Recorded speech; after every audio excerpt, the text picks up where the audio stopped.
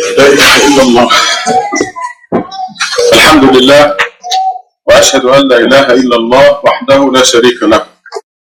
ஷஹாதா சொன்னது கேட்டுச்சுல? கேட்டுதுப்பா. ஓகே, அல்ஹம்துலில்லாஹ். ஓகே, நான் கண்டினியூ பண்றேன். பிஸ்மில்லாஹிர் ரஹ்மானிர் Rahim. We praise God and we bear witness that there is no God except the one God. நாம் சாட்சி பகர்கிறோம், புகழ்ச்சி அல்லாஹ்வுக்குரியது. மேலும் நாம் சாட்சி பகர்கிறோம் அந்த உண்மையான ஒரு அல்லாஹ்வை தவிர வேறு அல்லாஹ் இல்லை என்று. Today is the first day of a new year. It is January 1st. இன்னைக்கு நியூ இயர், அந்த புது வருடத்தோட முதல் நாளா இருக்கு, ஜனவரி 1ஆம் தேதி. I don't see a single person with a hangover here. நான் இங்க யாரையும் மனக்கவலையாவோ இல்ல குழப்பத்திலேயோ அப்படி நான் யாரையும் இங்க பார்க்கல. The first day of the new year, 1988, is also the first day of the rest of your life. இந்த ஆண்டோட முதல் நாள் தான் நம்ம வாழ்க்கையோட அடுத்து வரக்கூடிய நம்ம எல்லா நாட்களுக்கான நாளா இருக்கு, படியா இருக்கு. And the Quran provides the ways and means of starting all over again. குர்ஆன்ல இந்த விஷயம் எல்லாத்தையும் எப்படி கரெக்டா நம்ம முதல்ல இருந்து ஆரம்பிக்கணும், தொடக்கத்திலிருந்து எப்படி நம்ம தொடங்கணும்ன்ற விஷயம் குர்ஆன்ல அல்லாஹ் சுப்ஹானஹு வ தஆலா கொடுக்கப்பட்டிருக்கு. Anytime you want to. நம்மளுக்கு எப்ப வேணாலும் நம்ம வாழ்க்கையை திருத்தி அமைச்சு மாத்திச்சு நம்ம புதுமையா தொடங்கலாம். You can forget completely about the past and start as a totally new person. உங்களுக்கு முன்னாடி நடந்த நமக்கு இறந்த காலத்தை ஃபுல்லா நம்ம மறந்துட்டு முழுமையா நம்ம புது மனிதன் நம்ம வாழ்க்கையை ஆரம்பிக்கலாம். அதற்கான முகாதாரங்கள் குர்ஆன்ல இருக்கு. Beginning a totally new life. The concept of repentance. புது வாழ்க்கையை தொடங்குவதற்கு இதுதான் நம்ம வருந்தி திருந்தல், ரிப்பெண்டன்ஸ் நம்ம சொல்றோம். Repentance, returning to God, being unaware for a while and now deciding to return and be with God. Repentance, வருந்தி திருந்தல், நம்ம அல்லாஹ்வின் நிமித்தம் அல்லாஹ்வோட தாட் இல்லாம நம்ம இருந்திருப்போம் முன்னாடி, அதை நம்ம இப்ப புரிஞ்சுக்கிட்டு திரும்பி அல்லாஹ்வின் பால் மீள்றதுக்கான ஒரு கான்செப்ட் தான் வருந்தி திருந்தல். I have put the theme of the new translation of Quran on the wall here for you. குர்ஆனோட புது டிரான்ஸ்லேஷன், அந்த தீம், அந்த சாராம்சத்தை இங்க செவுத்துல நான் இங்க போட்டிருக்கேன், அந்த பிக்சரை. You and I'm going to read it because I wanted to share it with you. நான் அதை படிக்கிறேன். நான் உங்களுக்கு இடையில நான் அதை பகிரணும்னு நினைக்கிறேன், ஷேர் பண்ணணும்னு நினைக்கிறேன். Well, before I read it, I'd like to say that finally we've discovered the secret of happiness. நான் அதை படிக்கிறதுக்கு முன்னாடி ஒரு விஷயத்தை உங்கள்ட்ட சொல்லணும்னு நினைக்கிறேன். நம்ம இறுதியாக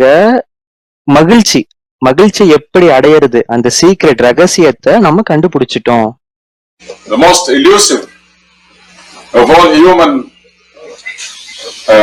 searches. மகிழ்ச்சி அடைவது என்பது மனிதர்களுக்கு இடையில் உள்ள தேடல்களில் மிகவும் கடினமான தேடல்னு சொல்றாங்க. The secret of happiness is in this short theme here. Happiness is a quality of the soul. நான் இந்த தீமை நான் உங்களுக்காக படிக்கிறேன். இந்த மகிழ்ச்சி என்கிறது ஆன்மாவுடைய ஒரு குணநலனா இருக்கு, அது ஒரு பண்பு. The real person, not the body.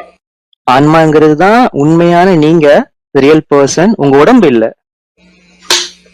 Therefore, a body that achieves all the material successes it longs for, money. அதாவது இந்த உடலாகிய அது இயங்கக்கூடிய இந்த உலகளாவிய பொருட்கள் என்னென்னு சொல்றாங்க? Fame, power, பணம், புகழ், பவர், அதிகாரம், good looks, பார்க்க அழகா இருக்கணும், carnal satisfaction, உடம்பின் இச்சைகள் often belongs to an unhappy person. ஆனா இது எல்லாமே சந்தோஷத்தை கொடுக்குமான்னு கேட்டா இல்ல. இது எல்லாம் எப்படின்னா, இது இருந்தாலுமே அன்ஹாப்பியா தான் இருப்பாங்க. அன்ஹாப்பி பர்சனுக்கான விஷயங்கள் தான் இது. இதனால சந்தோஷம் அடைஞ்சிட முடியாதுன்னு சொல்றாங்க. The real person's happiness depends totally on the degree of growth, development and fulfillment of the real person. அதாவது உண்மையான மகிழ்ச்சி எதுல இருக்குன்னா நம்ம ஆன்மாக்கான வளம், அதுல ஊட்டம், அது எந்த அளவுக்கு வளர்ந்துருக்கு, த ரியல் பர்சன், அந்த ஆன்மா எந்த அளவுக்கு வளர்ந்துக்குறதுதான் உண்மையான மகிழ்ச்சி இருக்குன்னு சொல்றாங்க. This book, the Quran, maps the road to perfect happiness. குரான்ல இந்த விஷயம் எப்படி நம்ம பெர்ஃபெக்ட் ஹாப்பினஸ், பரிபூரணமான மகிழ்ச்சி அடைய வேண்டியங்கிற வழி திட்டங்கள், அதற்கான வழி குரான்ல இருக்கு. அத நமக்கு குரான் போதிக்குது, maps. For both body and soul. உங்க உடலுக்கும் உங்க ஆன்மாக்கும் ரெண்டுத்துக்குமே. Both in this temporary world and in the eternal hereafter. அதே மாதிரி இந்த டெம்பரவரியான இந்த பூமியிலும் சரி, மறுமை வாழ்வுக்கும் சரி, ரெண்டுத்துக்குமே. So this is the secret of happiness. இதுதான் உண்மையான மகிழ்ச்சிக்கான ரகசியம், அடைவதற்கான ரகசியம். And you've seen the video that we made a couple of weeks ago, and they mentioned in it Eddie Murphy. ஒரு சில வாரங்களுக்கு முன்னாடி ஒரு வீடியோ நீங்க பார்த்திருப்பீங்க. அதுல எடி மர்ஃபிங்கிற ஒருத்தர் வந்திருப்பாரு. In his interview with Barbara Walters, and how he owns this big estate in New Jersey.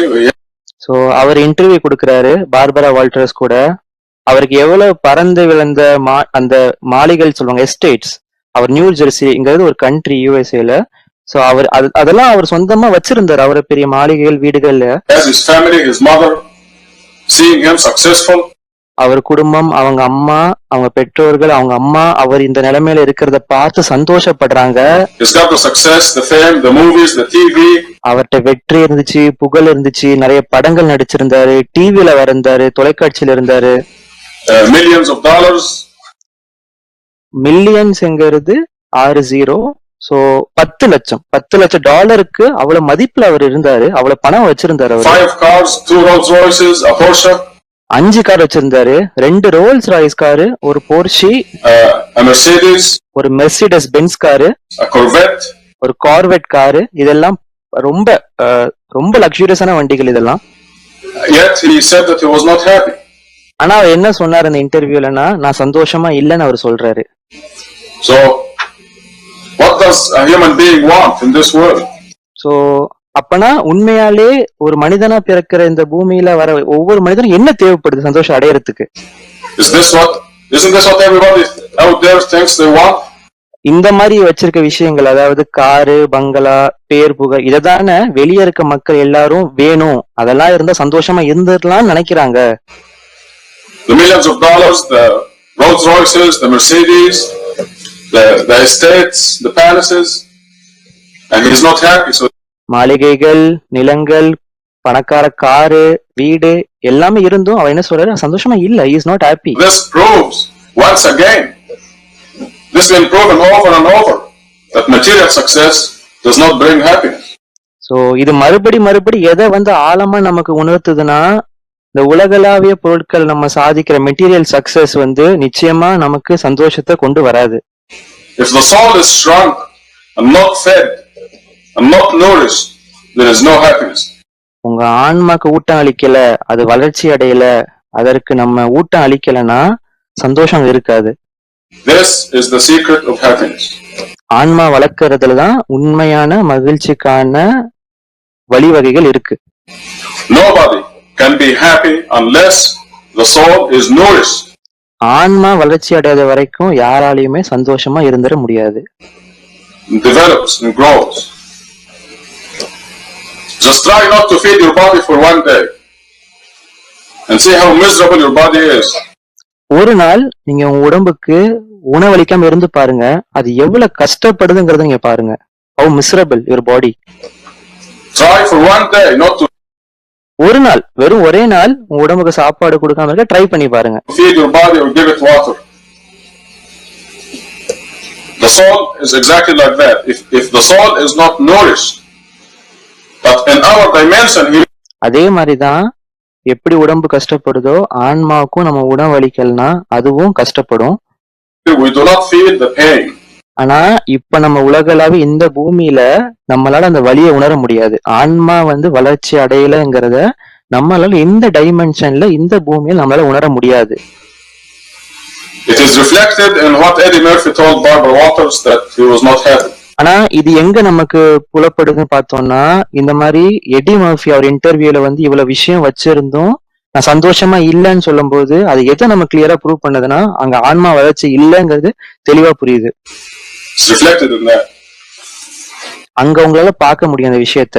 ஆன்மா நம்ம ஊட்டம் அளிக்கலைன்னா எவ்வளவு சந்தோஷம் இருக்காதுன்னு சொல்லி இதை நமக்கு அவர் சொன்ன வார்த்தைகள், எடி மர்ஃபி சொன்ன வார்த்தை நம்மளுக்கு தெளிவா அங்க ரிஃப்ளெக்ட் ஆகுது. This is the secret of happiness.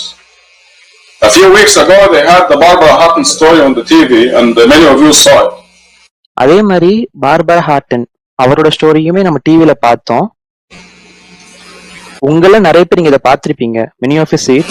Same thing, wealth, fame, anything she wanted.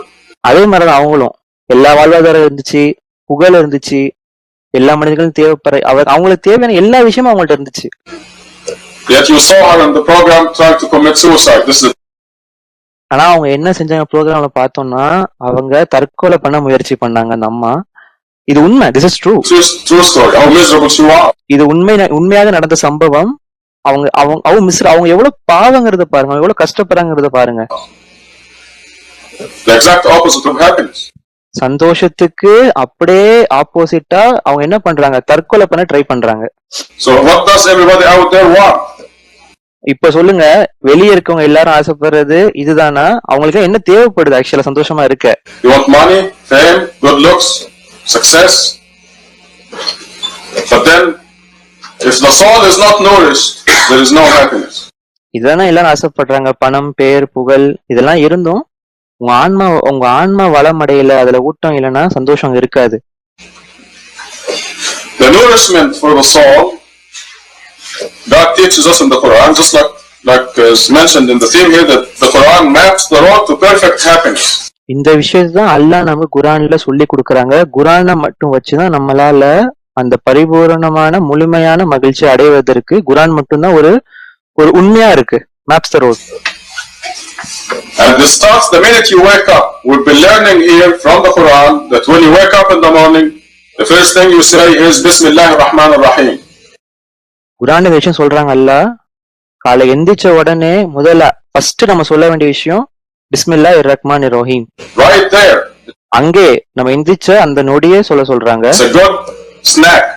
அது எல்லாமே நம்ம ஆன்மாவுக்கு ஒரு நல்ல ஸ்நாக்ஸா இருக்கு. For the soul. It's a bit of nourishment. The minute you open your eyes in the morning, you say Bismillahir Rahmanir Rahim, La ilaha illallah.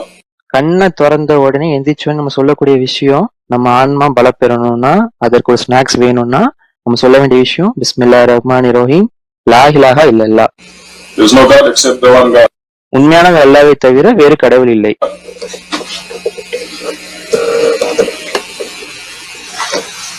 The Quran teaches us specifically when you admire anything that belongs to you, you must say MashaAllah. குர்ஆன் விஷயத்தை நம்ம கத்து கொடுக்குது. நம்மள்ட்ட இருக்க ஏதாச்சும் பொருள் நம்ம வந்து சந்தோஷப்படுறோம், அதை நம்ம அல்லாஹ் கொடுத்து நம்ம வந்து ரொம்ப அட்மையர் பண்றோம்னா நம்ம சொல்ல வேண்டிய விஷயம் மாஷா அல்லாஹ். This is the Arabic. You can say it in English. This is what God gave me. நான் அரபிக்ல வந்து மாஷாலாம் சொல்றேன், நீ இங்கிலீஷ்லயும் சொல்லலாம். இதுதான் எனக்கு அல்லாஹ் கொடுத்தது, இது அல்லாஹ்விடமிருந்து வந்து அருட்கொடை. English. Say MashaAllah. You admire your car, your children, your spouse, your house. உங்க காரை நீங்க பார்த்து அட்மையர் பண்ணாலும் சரி, உங்க குழந்தைகளை உங்க பார்த்து அட்மையர் பண்ணாலும் சரி, உங்க மனைவி, உங்க கணவன், உங்க வீடு இதெல்லாம் பார்த்து நீங்க அட்மையர் பண்ணும்போது நீங்க சொல்லக்கூடிய விஷயம் மாஷா அல்லாஹ். Anything that belongs to you, and this invokes protection for your belongings, and இது நம்ம சொல்லும் போது என்ன ஆகுதுன்னா நம்ம அதை ஒத்துக்கிறோம். அதனால நமக்கு அந்த பொருட்களுக்கு நம்மள்ட்ட இருக்கிறதுக்கான ஒரு பரிபூர்ண பாதுகாப்பு, ப்ரொடெக்ஷன் நமக்கு அது விஷயம் மாஷாலா சொல்றதுனால கிடைக்குது. it is nourishment for the soul. அதே சமயம் நம்ம ஆன்மாக்கும் அது ஒரு நல்ல ஊட்டமாவும் இருக்கு. Because the soul is a piece of God. ஏன்னா ஆன்மாங்கிறது அல்லாஹ்வுடைய ஒரு பகுதி. And when you say MashaAllah, your soul grows. மாஷாலா சொல்லும் போது நம்ம ஆன்மா வளருது. Nourishment. You praise God. You say Alhamdulillah, thank God, or praise God.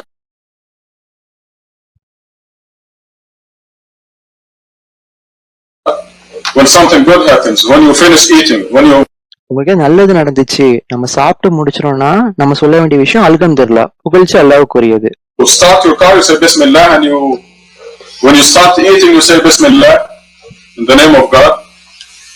சாப்பிடறதுக்கு ஆரம்பிக்கும் போது நம்ம சொல்ல வேண்டிய விஷயம் பிஸ்மில்லா. காரை நம்ம ஸ்டார்ட் பண்ணும்போது கூட நம்ம சொல்ல வேண்டிய விஷயம் பிஸ்மில்லா, அல்லாவின் பெயரால். And when you finish, you say Alhamdulillah.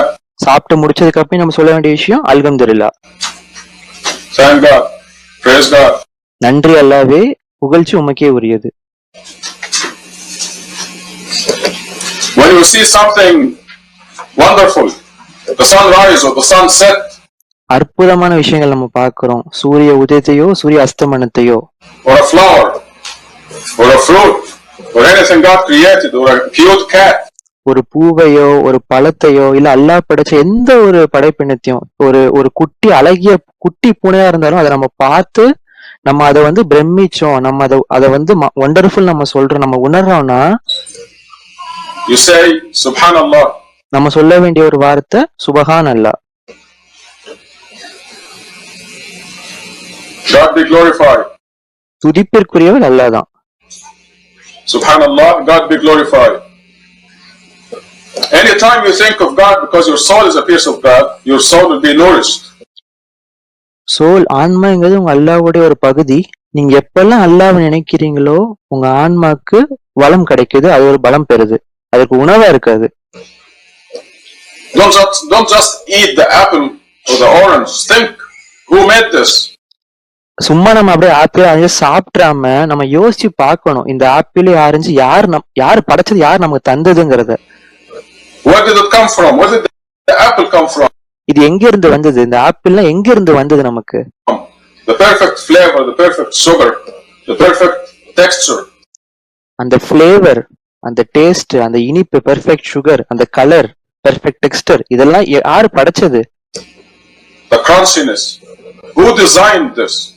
இதெல்லாம் இந்த கிரன்ச்சி, சாப்பிட்ட உடனே ஆப்பிள கடிச்சோன்னு ஒரு கருக்குன்னு ஒரு சவுண்ட், அந்த கிரன்ச்சினஸ், இதெல்லாம் யாரு டிசைன் பண்ணது? Where did it come from? It came from the air, by the way, and the liquid from the soil. This was. எப்படி உருவாக்குறாங்கன்னா அந்த ஏர், காற்றும் மேலும் நம்ம மண்ணுல இருந்து சாயில இருந்து வர லிக்விட் மினரல்ஸ் எல்லாம் வச்சு சேர்ந்துதான் ஆப்பிள் உருவாகுது. Starts as a little ovary. ஒரு சின்ன ஒரு என்ன விதை, சின்ன விதையா தான் ஆரம்பிக்குது அது. And then it grows. அப்படியே வளருது. The leaves of the tree collect carbon dioxide from the air and link it together in chains. இலைகள், மரத்தின் இலைகள் என்ன பண்ணுதுன்னா காற்றில் இருக்க அந்த கார்பன் டை ஆக்சைடை எடுத்து அப்படியே செயின்ஸ் அது லிங்க் பண்ணுது. The sugar is carbon. C. நம்ம சாப்பிடுற அந்த சுகர் வந்து ஆக்சுவலா ஒரு கார்பன் தான். ஒரு 6 கார்பன் சேர்ந்தாதான் அந்த சுகரே உருவாகுது, chain. 6 carbons make one molecule of sugar. So the leaves of the tree, photosynthesis, you have the photosynthesis and the energy from the sun and the water from the soil. இலைகள், மரத்திலிருந்து வரக்கூடிய அந்த energy, தண்ணீர், கீழ இருந்து மண்ல இருந்து கிடைக்கிற தண்ணி, இதெல்லாம் சேர்ந்துதான் அந்த ஆப்பிளே உருவாகுது. Apple and all the other chemicals. Don't just eat the apple to feed your body. Eat the apple and feed your soul by saying Subhanallah. வெறுமனே ஆப்பிள மட்டும் நம்ம சாப்பிட்டுட்டு உடம்ப மட்டும் வளர்க்காம அதை நம்ம சாப்பிட்டுட்டு நம்ம சுபஹானல்லாஹ் சொல்லி நம்ம ஆன்மாவையும் வளர்க்கணும். God be glorified. Because the body you're gonna throw away. The soul is you. எப்படியுமே ஒரு நாள் நம்ம இந்த உடம்பு தூக்கி போட்டுருவோம். நீங்கிறது உண்மையான உங்க ஆன்மா தான். And you're gonna last forever. அதுதான் எப்பவும் நிலைத்திருக்கக்கூடிய ஒரு விஷயமா இருக்கு.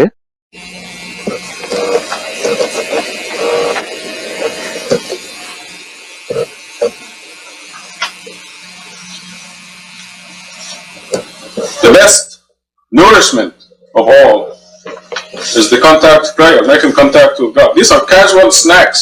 இப்ப நான் சொன்னது சுபஹானல்லாஹ் மாஷாஅல்லாஹ் கேஷுவல் ஸ்நாக்கா இருக்கு. சிறந்த உணவா பலமூட்டக்கூடிய ஒரு விஷயமா நம்ம அல்லாஹ் கூட சேர அந்த தொடர்பு தொழுகை தான். MashaAllah, Alhamdulillah, Inshallah.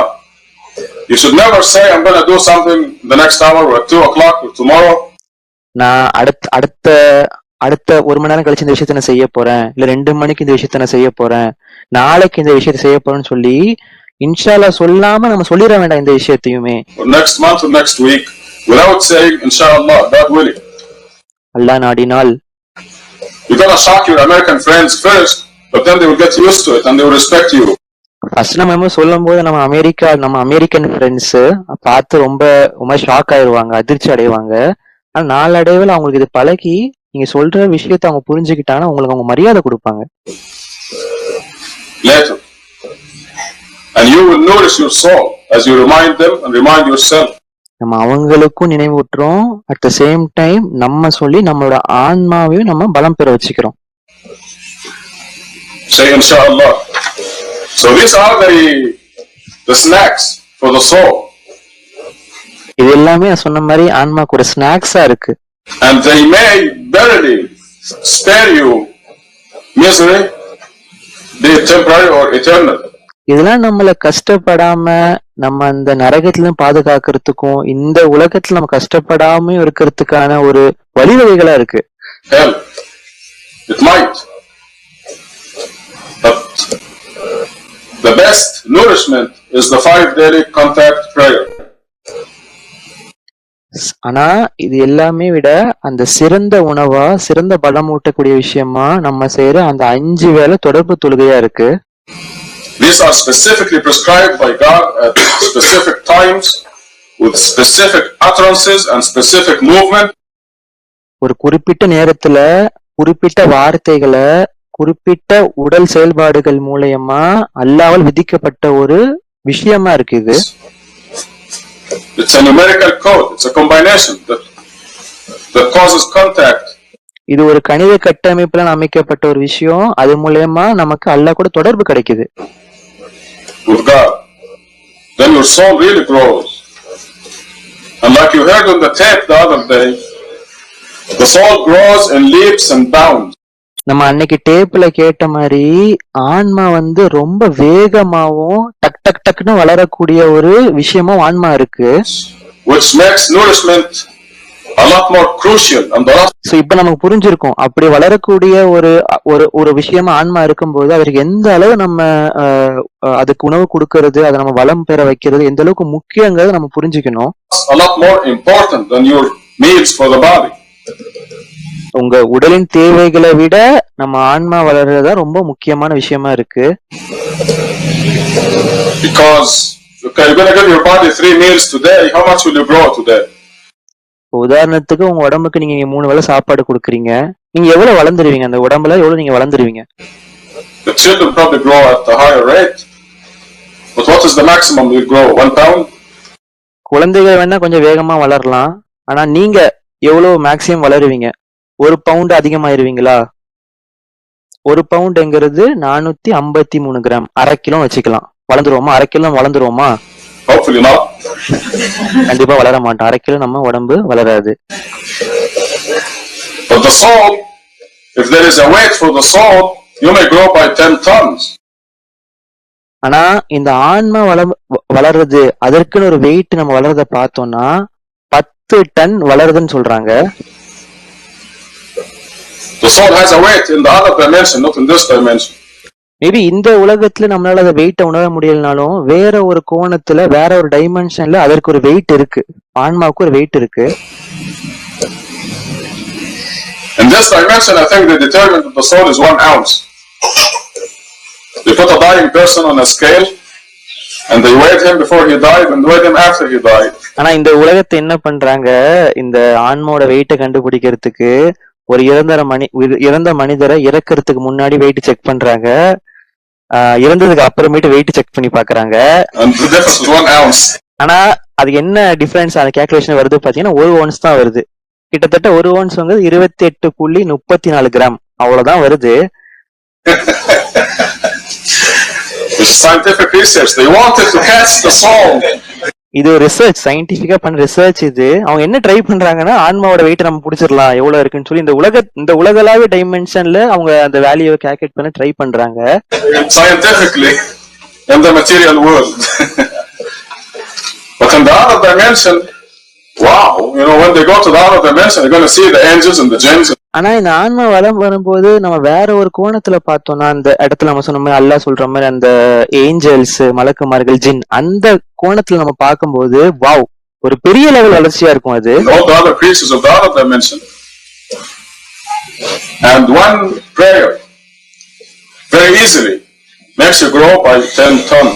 நீங்க செய்யற அந்த ஒரு தொடர்பு தொழுகை உங்களோட ஆன்மோட வெயிட்டை 10 டன் அதிகப்படுத்திடும். நமக்கு தெரியும் ஒரு டன்ங்கிறது வந்து 1000 கிலோ.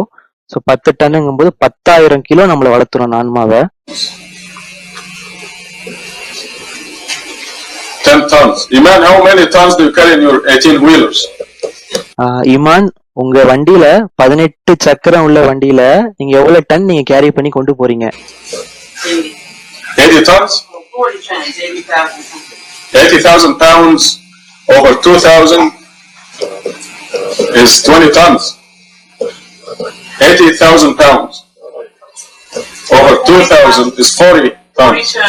80,000 பவுண்டை நம்ம 2000 டிவைட் பண்ணோம்னா 40 டன் வருது. 40 டன் வெயிட்டை அவர் கொண்டு போறது கிட்டத்தட்ட 40,000 கிலோ அவரோட 18 செகண்ட்ல அவர் கொண்டு போறாரு. Yes, 40 tons. Yes. 80,000 tons. Okay, you can load Iman's truck with just one prayer. உங்களால ஒரு தொடர்பு தொழுகையினால நம்ம இமாம் சொல்ற அவர் வண்டியில 40,000 கிலோவை நம்மளால ஈஸியா லோட் பண்ண முடியும் நம்ம ஒரு தொழுகை மூலயமா. I don't think we forget this now. இதுக்கப்புறம் இந்த உதாரணத்தை யாரும் மறக்க மாட்டீங்கன்னு நினைக்கிறேன். So this makes feeding, nourishing the soul all the more important. So அதனால இது நம்ம ஏன் புரிஞ்சுக்கணும்னா நம்ம ஆன்மாவை எந்த அளவுக்கு நம்ம முக்கியமா வளர்க்கணுங்கிறத எந்த அளவுக்கு முக்கியங்கிறத நம்ம இதுல பாக்குறோம்.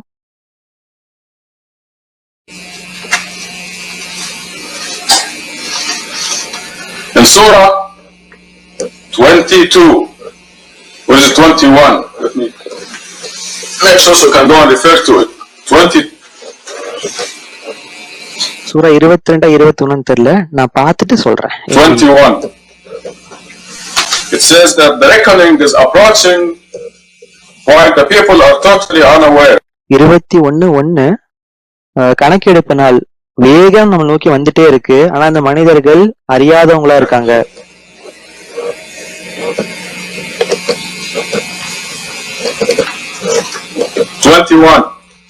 The reckoning for the people is fast approaching while they are totally unaware, heedless. அதாவது கணக்கெடுப்பு ரொம்ப வேகமா நம்ம நோக்கி வந்துட்டே இருக்கு, ஃபாஸ்ட் அப்ரோச்சிங். ஆனா அந்த மனிதர்கள் வந்து அது தெரியாதவங்களாவும் அதை வந்து கவனம் எடுக்காதவங்களாவும் இருக்காங்க, ஹீட்லெஸ். Reckoning of what? கணக்கெடுப்பு எதை கணக்கெடுக்கிறாங்கல்ல? Calculating how much you deposited in your account. என்ன கணக்கெடுப்புன்னா நீங்க ஒவ்வொருத்தரும் உங்க அக்கௌண்ட்ல எவ்வளவு டெபாசிட் பண்ணிருக்கீங்க, how much growth you attained for yourself. உங்களுக்காக உங்க ஆன்மாக்காக நீங்க எவ்வளவு வளர்ச்சி அடைவதற்கான எஃபர்ட்டை நீங்க போட்டீங்க. And you can't just wait and then try to feed a shrunken soul. ஒரு குறுகிய ஆன்மாவை வளம் பெறாத ஆன்மா அப்படியே வெயிட் பண்ணி ஏதோ ஒரு நாள் நம்ம அப்படியே மொத்தமா அதை வளர வச்சிட முடியாது. ஓகே, இன்ஷால்லா நேரம் ஆயிடுச்சு, நம்ம தொடர்ந்து பார்ப்போம். அல்ஹம்துலில்லாஹ்.